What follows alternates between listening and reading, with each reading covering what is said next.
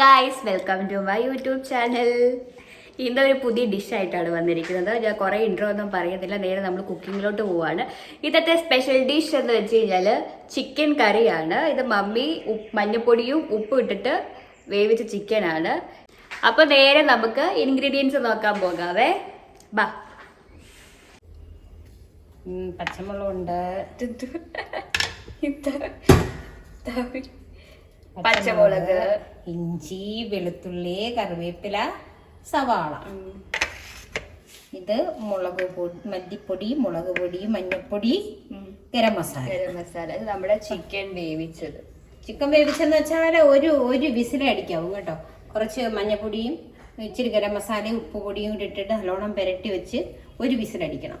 Okay, നമ്മൾ chicken വേവിച്ച കുക്കറിൽ തന്നെയാണ് നമ്മൾ ചിക്കൻ കറിയും വെക്കാൻ പോകുന്നത്. അത് എണ്ണ ഒഴിക്കാം.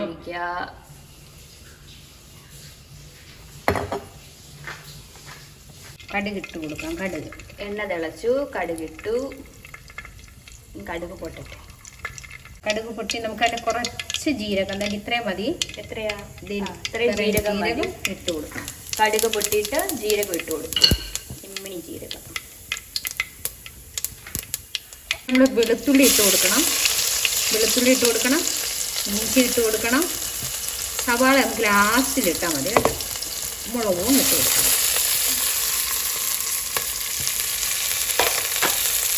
മ്പോഴത്തേന് നമ്മൾ സവാള ഇട്ടാൽ മതി കേട്ടോ. ഇത് കുറച്ച് പോക്കുമ്പോഴത്തേക്ക് നമുക്ക് സവാള ഇടും. മൂക്കട്ടെ അല്ലേ? അപ്പൊ നമ്മുടെ ഇത് രണ്ടും മൂട്ടിട്ടുണ്ട്. കറിവേപ്പില ഇട്ട് കൊടുക്കുകയും എന്നിട്ട് കറിവേപ്പില ഇടുക.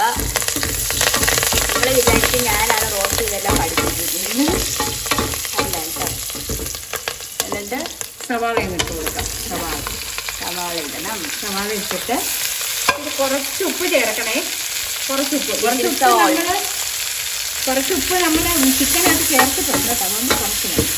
അപ്പോൾ ഇത് വഴണ്ട് വരട്ടെ. നമുക്ക് പൊടി സാധനങ്ങളെല്ലാം കൂടെ ഒരുമിച്ച് ഇട്ട് കൊടുക്കാവേ. ഉള്ളി നന്നായിട്ട് വഴണ്ടിട്ടുണ്ട് കേട്ടോ.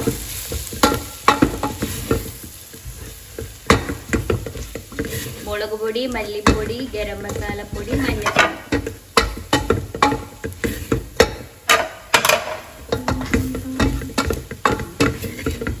ഇനി എന്നിട്ട് ചിക്കനും കൂടെ അങ്ങ് ഇടുക കേട്ടോ. പ്രത്യേകം ശ്രദ്ധിക്കണം, കുക്കറിനകത്താണ്. ഒരു 2 വിസിൽ അടിക്കുമ്പോഴത്തേനും നിർത്തണം കേട്ടോ. 2 വിസിൽ. ഓക്കെ, 2 വിസിൽ അടിച്ചു. കുക്കറെ തുറന്നു. ഇതായിട്ട് നമ്മുടെ ചിക്കൻ കറി റെഡി ആയിട്ടുണ്ട്.